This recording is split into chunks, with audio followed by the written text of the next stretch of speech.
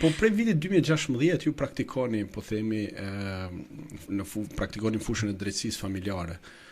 Cilat janë sot problemet më të shpeshta që hasnin, po themi, familjet shqiptare këtu në SBA ose familjet shqiptare amerikane më saktë?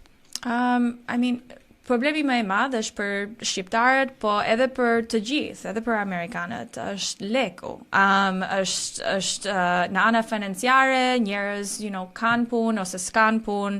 Për shqiptarët më bën shumë përshtypje se gjithmonë ka, vështirësi të gjesh punë këtu.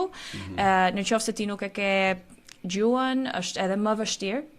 Edhe këtu në Amerikë duhet të bësh si prindit tim, të bësh të gjitha ato licencat, edhe shkollën, edhe të marrësh, të gjithë këto letra, të marrësh një punë e mirë.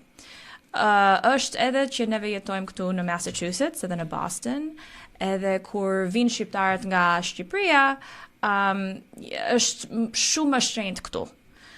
Edhe ajo bën si pressure. Është siklet i madh për familjen, është siklet i madh për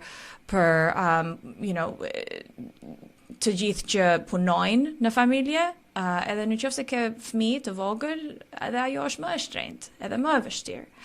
Edhe s'ka shumë gjëra që bëjnë që janë available, që janë gati të ndihmojnë këto gjëra. Fakt, sepse nuk është, them drejtën, kur e mendoj sot edhe lëvizjen time, ardhjen po themi në Shtetet Bashkuara të Amerikës me llotari, nuk ka qenë lehtë, edhe kur e mendoj sot them sa kam rrezikuar të vish me 3 fëmijë këtu dhe pa gjuhë të fillosh gjithçka nga fillimi, ai presioni patjetër që është i madh në fillimet e saj.